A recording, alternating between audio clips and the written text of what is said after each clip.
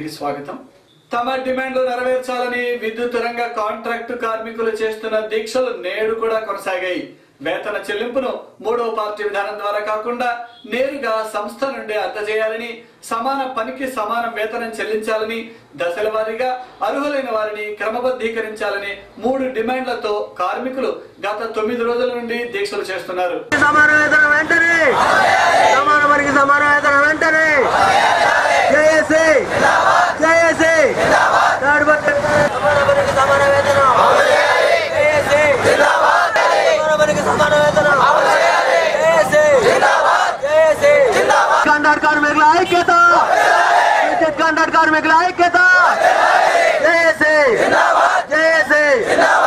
విద్యుత్ కాంట్రాక్ట్ కార్మికుల ఐక్యత, వేతనం సమాన పనికి సమాన వేతనం. జేఏసీ 3 హక్కులు ఏమంటారనగా మా విద్యుత్ సంస్థలో ఉన్నటువంటి 3వ పార్టీ విధానాన్ని తొలగించాలని, ఆ 3వ పార్టీ విధానం తొలగించకపోవడం వల్ల ఇక్కడ పనిచేస్తున్న 15,000 మంది కాంట్రాక్ట్ కార్మికులు మొత్తానికి ఉద్యోగ భద్రత లేదు. ఆ ఉద్యోగ భద్రత లేకపోవడం వల్ల ఇప్పుడు చేస్తున్న ప్రతి కాంట్రాక్ట్ కార్మికుని బెదిరించడము, వాళ్ళని తొలగించడం ఇలాంటి వాటిని జరుగుతూ ఉన్నాయి. ఇలాంటి వాటి నుండి మేము కాపాడుకోవడం కోసం మీ యొక్క సమ్మెకి మేము జరగడం జరిగింది.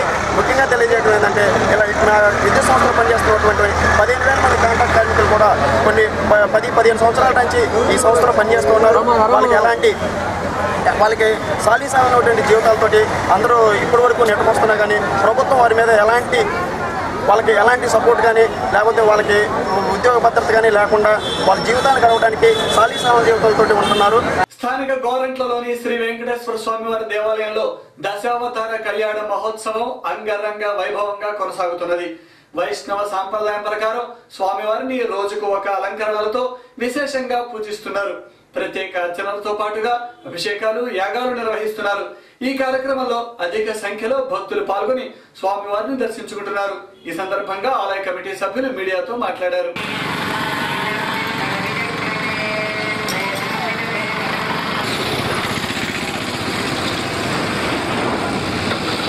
క్షేమం ఉంటుంది అన్న ఉద్దేశ్యము చేత ఇలాంటి ఏర్పాటు చేయటం జరిగింది.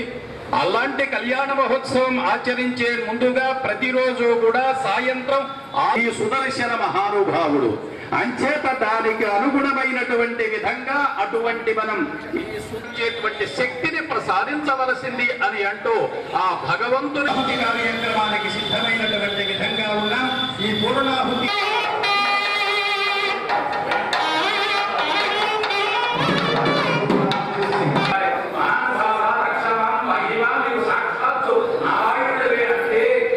వెంకటేశ్వర స్వామి దేవాలయం దశావతార కళ్యాణ మహోత్సవ ఆహ్వానం పలుకుతూ ఉంది.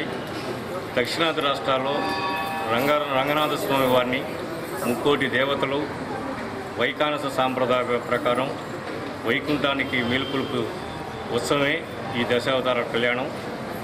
మన వైకానస సాంప్రదాయం ప్రకారం వైష్ణవాలయాల్లో గోరంట్లలో ఒక్క దేవాలయంలోనే ఈ దశావతార కళ్యాణాలు జరుగుతాయి.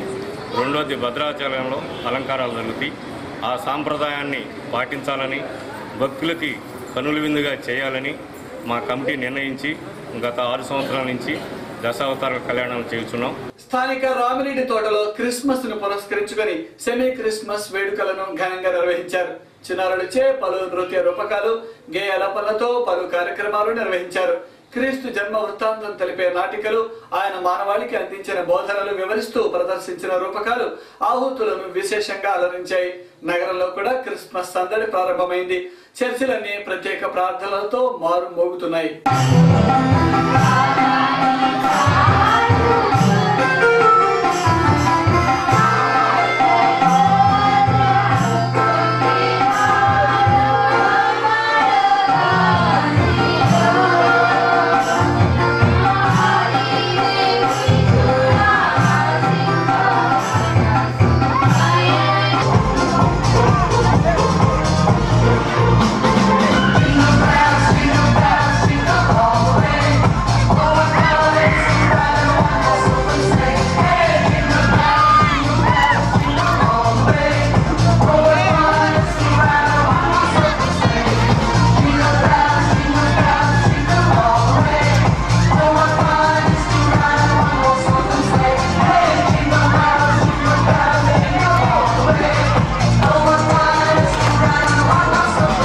క్రీస్తు జనన విధానం, జన్మించిన గొప్ప ఆ యొక్క సమయము మనం జ్ఞాపకం చేసుకుంటూ ఈ యొక్క ఆరాధన చేయడమే క్రిస్మస్ పండుగ యొక్క సారాంశం. ఈ యొక్క క్రిస్మస్ ఆనందం ఇప్పుడు కాదండి, ఎప్పుడుదంటే దాదాపుగా 2000 సంవత్సరముల క్రితమే ఈ యొక్క క్రిస్మస్ ఆనందము ప్రారంభమై, అంతకు ముందు లేదా అంటే క్రిస్మస్ ఆనందం అంతకు ముందు లేనే లేదు ప్రపంచంలో. 2000 సంవత్సరము ఒక సంఘటన జరిగింది. ఆ సంఘటనతో క్రిస్మస్ ఆనందం అంటే ఇది పరలోకపు ఆనందము. ఈ పరలోకపు ఆనందము దాదాపు 2000 సంవత్సరముల క్రితం ఈ లోకంలోనికి రావడం, ప్రజలందరికీ కూడా పరలోక అనుభూతిని ప్రసాదించడం, పరలోకపు ప్రేమను ప్రజలకి పంచడం, పరలోకపు సమాధానం ఈ లోకంలో ప్రతి ఒక్కరికి కూడా అందించడం ఈ క్రిస్మస్ లోని రహస్యం, మర్మం. అంతకు ముందు ప్రజల యొక్క హృదయాల్లో గాని, వారి జీవితాలలో గాని ఆనందం గాని, సంతోషం గాని, సమాధానం గాని, సంతృప్తి గాని లేదు ఎవరి జీవితాల్లో కూడా. స్థానిక ఎన్జిఓస్ కాలనీ మున్నంగి కాన్సెప్ట్ స్కూల్లో సెమీ క్రిస్మస్ వేడుకలు ఘనంగా జరిగాయి. విద్యార్థులు శాంతాక్లోస్ మరియు దేవదూతల వేషధారణలు ధరించారు. క్రిస్మస్ ట్రీ, పశువుల పాక వంటి క్రీస్తు పుట్టుకకు సంబంధించిన వాటిని ప్రదర్శించారు. భక్తి గీతాలాపనలతో, జింగిల్ బెల్స్ నృత్యాలతో ఆలరించారు. ఈ సందర్భంగా స్కూల్ డైరెక్టర్ శ్రీ ఎం చంద్రశేఖర్ రెడ్డి గారు మాట్లాడుతూ, క్రిస్మస్ పండుగ ప్రేమ, శాంతి, దయ, కరుణ, త్యాగాలకు ప్రతీక అని తెలియజేశారు. ఈ సందర్భంగా చిన్నారి జ్వాల మినిస్ట్రీస్ పాస్టర్ సాధు సుందర్ సింగ్ మరియు జాయ్సీలు పప్పెట్ షో ద్వారా పిల్లలను అలరించారు.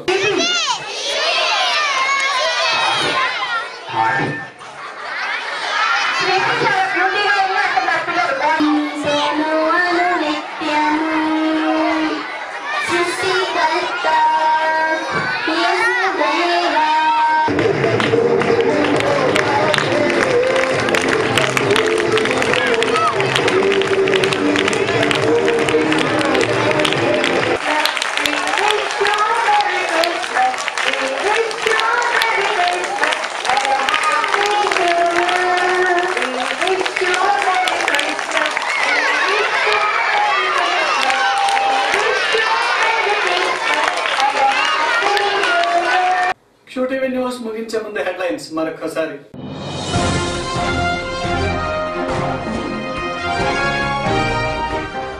వినియోగదారులు కొనుగోలు సమయంలో అప్రమత్తంగా ఉండాలి.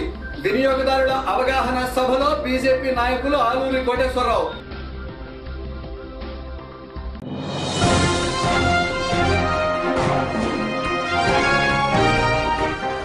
రాష్ట్రంలో ప్రభుత్వ భూములలో నివసిస్తున్న నిరుపేదలకు ఇళ్ల పట్టాలు ఇచ్చేలా ప్రభుత్వం చర్యలు తీసుకోవాలి.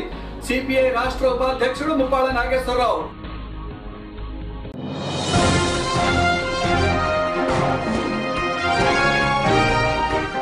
ముగిసిన సీనియర్ ఉమెన్ T20 మ్యాచ్లు, ఆంధ్ర జట్టుకు క్రీడాకారుల ఎంపిక. ఇవి ఈ రోజు విశేషాలు. మరిన్ని వార్తలతో మళ్ళీ కలుద్దాం. నమస్కారం.